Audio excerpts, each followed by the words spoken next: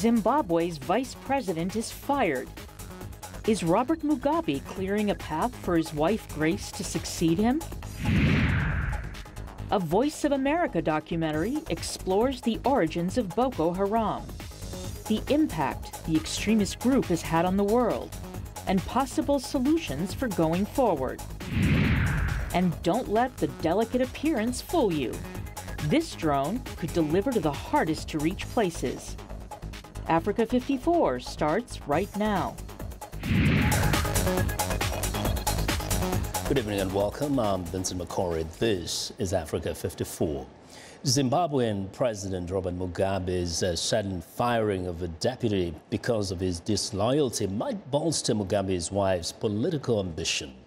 The dismissal of Vice President Emmerson Mnangagwa, who was considered a possible successor to Mugabe, could open a path to the presidency for Grace Mugabe, who has expressed interest in the presidency over the past 3 years. Now, the ruling ZANU-PF party has two rival factions, Team Lacoste, said to be led by Mnangagwa, and Generation 40, allegedly led by Grace Mugabe, fighting to succeed the president. Robert Mugabe has been in power since Zimbabwe attained independence from Britain in 1980. Now, for more on the political developments in Zimbabwe, I'm joined in studio by VOA Zimbabwe service reporter Blessing Zulu. Blessing. The drama never stops in Zimbabwe. Galore. Now, really, to what extent, from what you're hearing, is this a sign of some kind of a rebellion within the party? I think what this essentially means is that President Robert Mugabe is clearing the way for his wife, Grace Mugabe, to eventually take over. This is why I think many were expecting that Mnangagwa is the shoe-in. He will obviously succeed Mr. Mugabe. But, you know, a day is just too long in politics. Exactly. And now he's out. So there's charges that he was plotting something. Mnangagwa was plotting something against Mugabe, more like a coup. Those are trumped-up charges? Indeed, you can say that, because on Sunday, the First Lady was the first one to accuse Mnangagwa of plotting this coup. You know, she went back to 1980. She said soon after independence, Mnangagwa was plotting. So why was he not arrested since 1980? This is 2017. And these are the same charges that were preferred against former Vice President Joyce Mujuru. But she was not arrested. You know, they said she was plotting to assassinate President Robert Mugabe. And she's still free, but she's out of the party. So everyone is here angling for power. If we look at those as two factions, the Lacoste and the Team 40 that is being led by Mugabe's wife, from what you hear from your sources, how powerful are these two groups? Which is more influential within ZANU-PF party? Within ZANU-PF party, I think the only person who is holding together the party is President Robert Mugabe himself. He might be 93, turning 94 when he wants to contest elections again. But a faction that Mugabe backs is the one that obviously will have an upper hand. As we have seen, this ouster of Mnangagwa, he was very powerful. He had the backing of some army generals, but unfortunately, many people owe their allegiance to Mugabe. Mugabe is the party is Mugabe. And do you feel like, or rather from what you know, are people willing to embrace the wife just because she is Mugabe's wife? That is where the problem is. This is why the future is so uncertain, and people are afraid that actually violence might actually break. I think the only person, the glue, is Mugabe. If Mugabe is out, the wife, Grace Mugabe, has no political currents. I think she is, some more veterans have accused her of staging what they are calling a bedroom coup. So once Mugabe is out, I think she is also out. Just to really try and make him live up to maybe 125 or something. Indeed. They've even said he can rule from the grave. From the grave, that's what she said. Well, Blessing, thank you very much for your insights. Yes. Well, Blessing Zulu is a VOA Zimbabwe reporter. To West Africa now, Liberia's third-place candidate Charles Brumskeen of the Liberty Party says the election delay is for the good of all Liberians. He spoke after Liberia's Supreme Court on Monday put the presidential runoff on hold until the Electoral Commission can investigate claims of irregularities and alleged fraud in last month's first-round voting. Now, former footballer George Weah was initially set to face Vice President Joseph Boakai on Tuesday to determine who will replace Nobel Prize laureate Ellen Johnson Sirleaf. A successful vote would be Liberia's first democratic transfer of power in over 70 years. Expectations of a poll delay have increased tensions in Liberia, where many are eager for change after 12 years of Sirleaf's rule. Her tenure cemented peace after a long civil war, but many Liberians say she did little to alleviate widespread poverty despite vast iron ore reserves. Our effort is about the hundreds of thousands of Liberians who were denied the right to vote.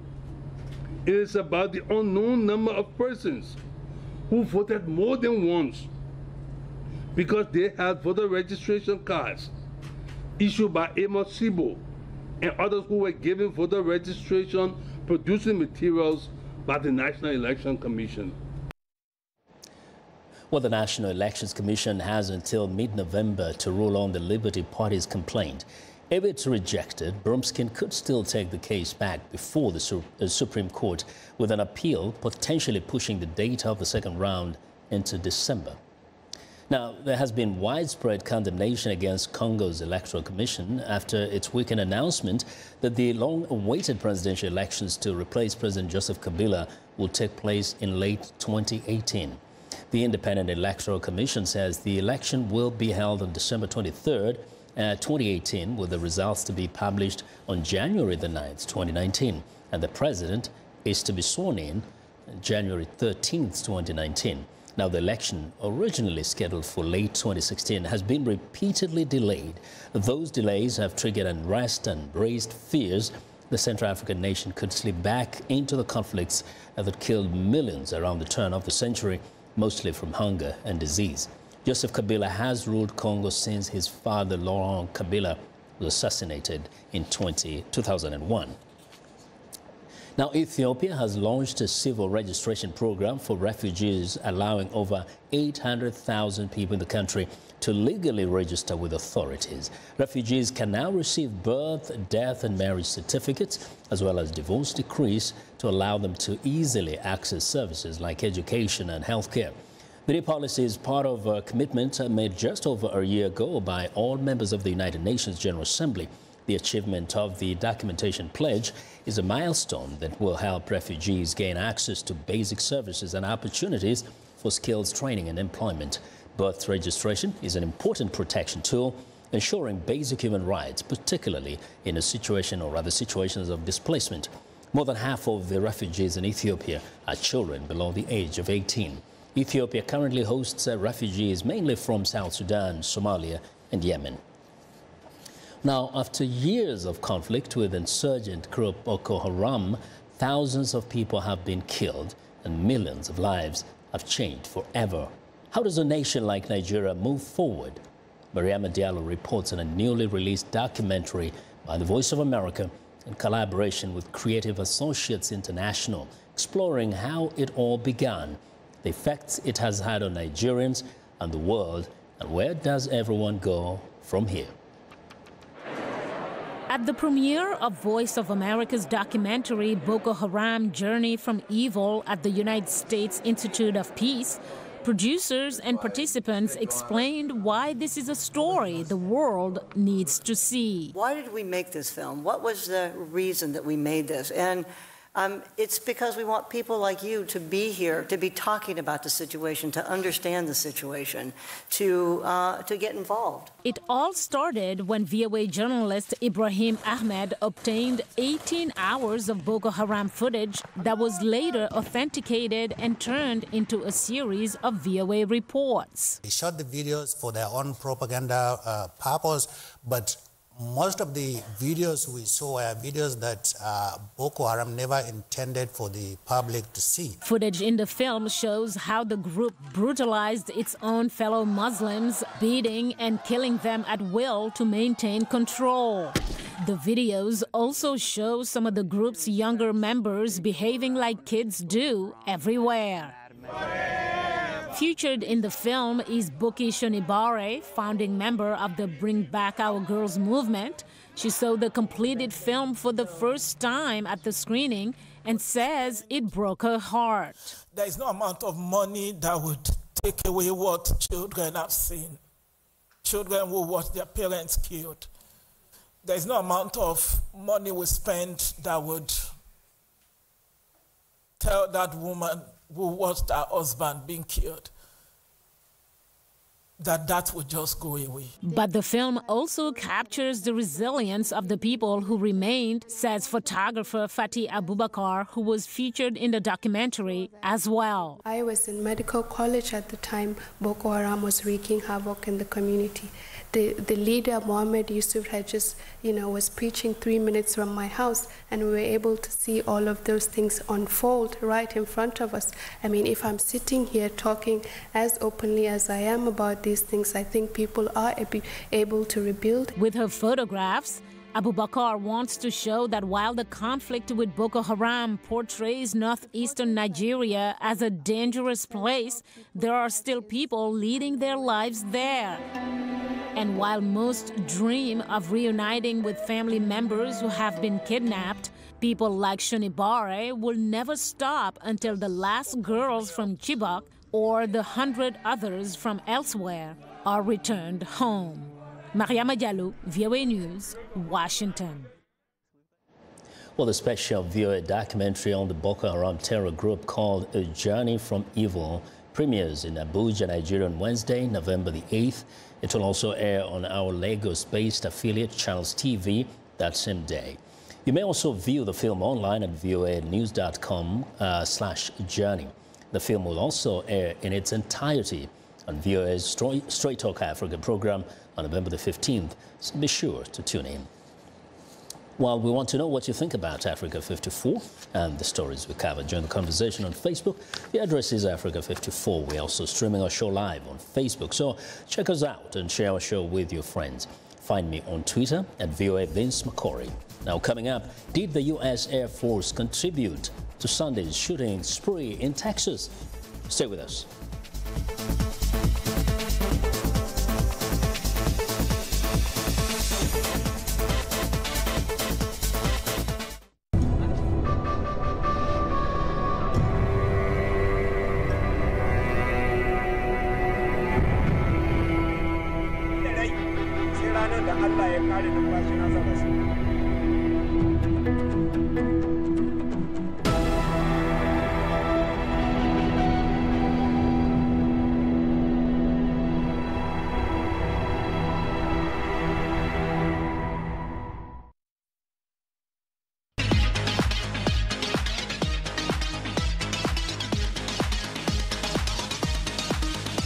Well, it's time for a health report, and joining us live from Baltimore, Maryland is Africa 54.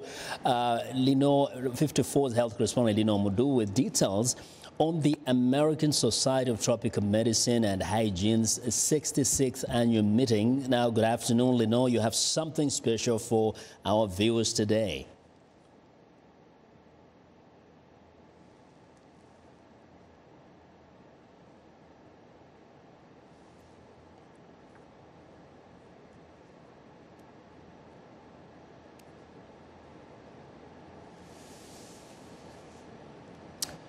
Well, it looks like we had some difficulty there hearing Lino as she reports from Baltimore here in Maryland, where she's covering this very special event, the American Society of Tropical Medicine and Hygiene's 66th annual meeting.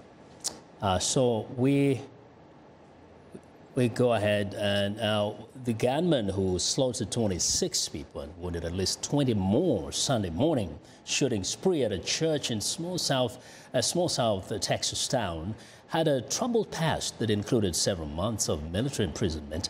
But as VOA Pentagon correspondent Calabab reports, an error by the U.S. Air Force may have allowed him to obtain the weapons used in the attack. 26-year-old Devin Kelly joined the Air Force in 2010, but was kicked out 4 years later for bad conduct. Kelly was court-martialed by the Air Force in 2012 for charges of assault and aggravated assault on his first wife and a child, earning him a bad conduct discharge, 12 months confinement, and a reduction in rank. Officials say he served time for the assaults at this military prison in San Diego, California. Kelly had multiple weapons in his car on the day of the attack, but an Air Force official here at the Pentagon tells me that by law, Kelly lost his right to own a gun when he was convicted of the domestic violence charges. However, the Air Force said late Monday it failed to enter the offense into the FBI's National Criminal Information Center database, which would have stopped him from obtaining firearms. While Kelly's history of violence is clear, his motive for Sunday's attack is still unknown. But some suspect the attack was personal. The target was not selected randomly, which to me also suggests the high degree of emotion here, high degree of deliberate violence intended to be inflicted at that particular location. The head of the church's Sunday school told VOA members of the congregation knew the shooter, and some were even his family members. Carla Babb, VOA News, the Pentagon. And I will go back to Baltimore, Maryland, where our health correspondent Lina Mudu is standing by. Go ahead.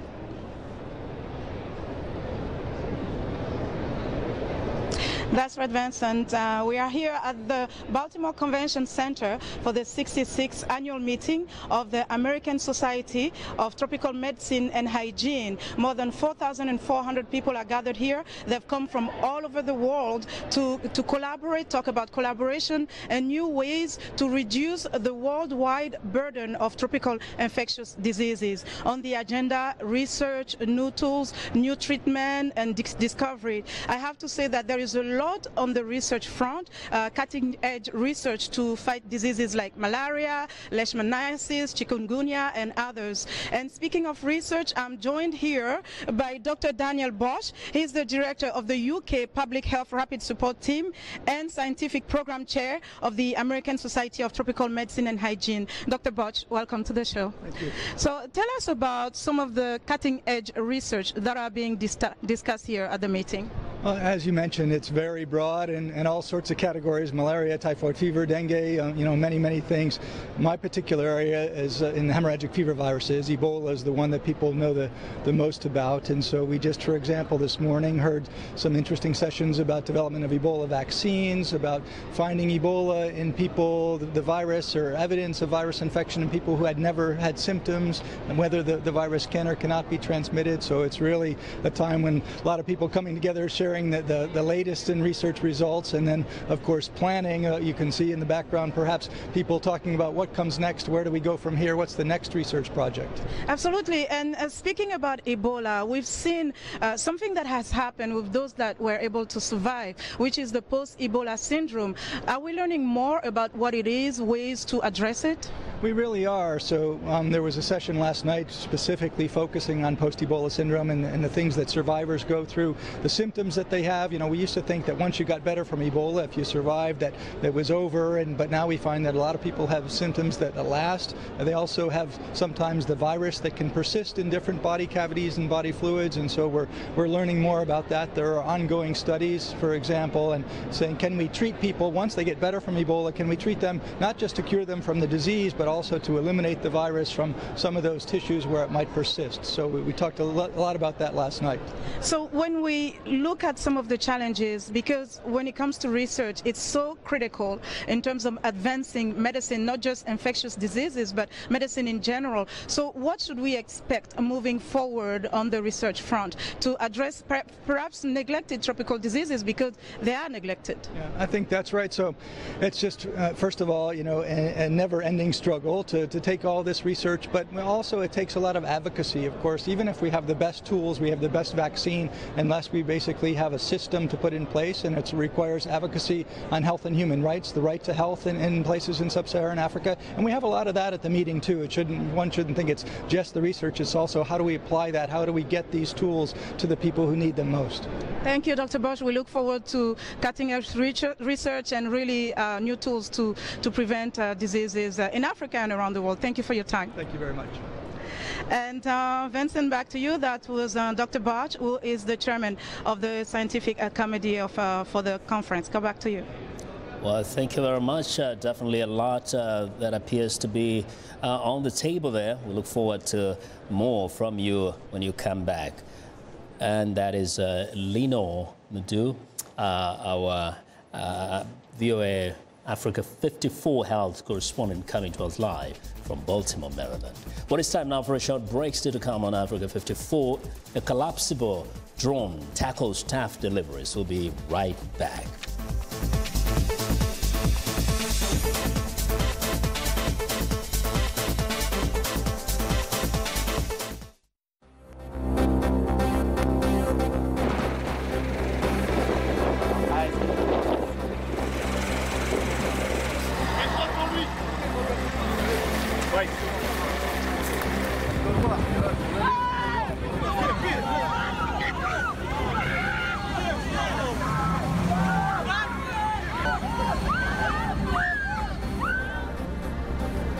Justice must not favor me.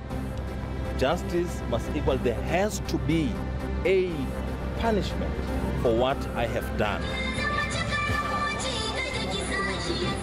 Other stakeholders.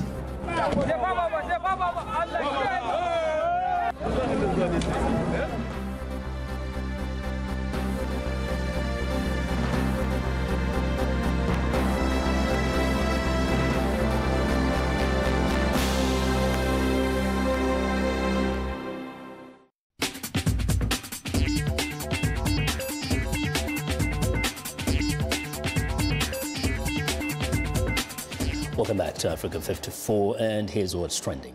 Now, inspired by origami, this could be the best way to safely deliver packages by drone. Made of carbon fiber, it can be grabbed safely by recipients while flying. A multi-copter with 4 propellers, it can take off and land vertically and can be flattened in seconds, cutting its volume by 92%. The software includes self-flying programs, while flight plans can be created to avoid obstacles. The drone can be tracked in real time on tablet or smartphone and return to base autonomously. It can reach destinations that other delivery drones cannot, like collapsed buildings. The Spidery drone was designed by a Swiss graduate student. Well, next up, stormwater management systems in the U.S. state of Michigan could be getting a high-tech upgrade designed to reduce the impact of flooding in American cities. A combination of sensors, valves, and monitoring software is being used by a team at the University of Michigan to investigate how flooding could be reduced and water quality improved.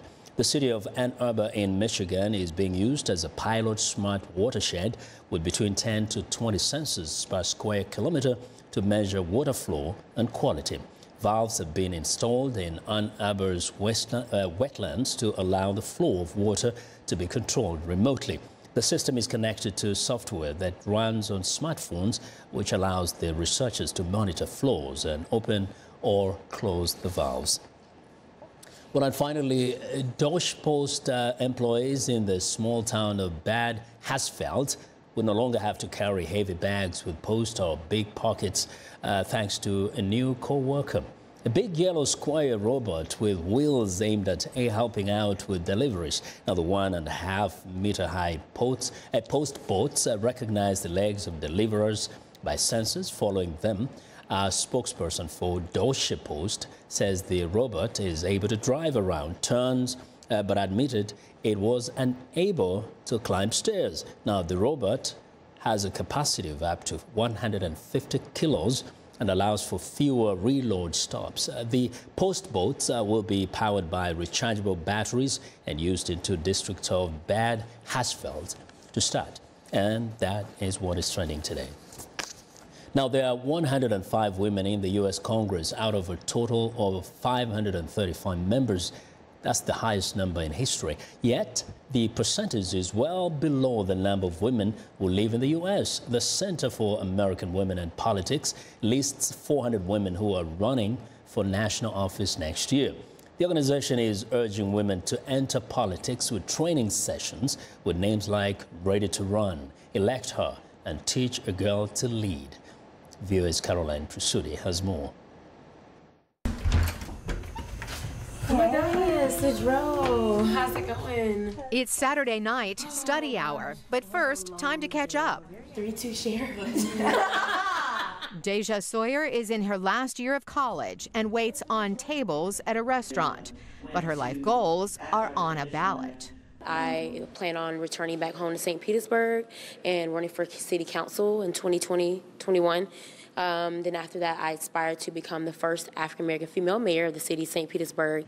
To get prepared, Sawyer attended a ready-to-run training program. So women know the world in a different way. Here they learn campaign nuances. Am I supposed to do anything with that, or are those petitions going to be rejected? And the toughest task, fundraising. Next time you go to a wedding, you're going to be like, here I am at a fundraiser. Trainers agree there are reasons why more men run for office than women. It doesn't occur to them that if you were in elected office, you could do so much more. You know, soup kitchen is wonderful, but why is there hunger? Why is there poverty? I've had friends all my life tell me that I should run for office, and I've always had that little voice in the back of my head saying, no, you're not good enough. You're not qualified. Who would want to listen to you? Nationwide, there are plenty of training programs to get these seats filled with more women. There are even specialized classes for gay and lesbian candidates, for Latinos, and even very young women. But what you won't find much of is training specifically for Republicans. I pledge allegiance to the flag of the United States of America. But here's one in Ohio. This 8-month program is run by the first female speaker of the Ohio House of Representatives, 90-year-old Joanne Davidson. But we've got to get women willing to step forward and run. Next year, Democratic female candidates will outnumber their Republican counterparts 4-1. Some say the presidential election alienated women, and the subsequent Women's March in Washington energized them. Davidson doesn't see it that way. A lot of the Democrat women that are encouraged to run are because they have very strong feelings on a couple of issues. We don't see the same thing actually developing in the Republican women. They've come up through the lower ranks. They like local government. This is my seat here on the House floor. One of Davidson's success stories is State Representative Christina Hagan, now running for U.S. Congress. The Leadership Institute taught us that we can't be afraid of failure. We can't be afraid of where we haven't been before. In Virginia, She was running, there were people questioning, well, can she do this? Ignite is hosting a training program at George Mason University. Martha Alamu says her future candidacy will fill a void. I want to represent women of color, first-generation women, women who grew up maybe below the poverty line. No one knows how high the training will take these women, but maybe that's not the point. Even if I lose or if I win, I was an example for young girls of my age who are younger than me, then I've done my job. Carolyn Presutti, VOA News. And that's our show. Have a good night.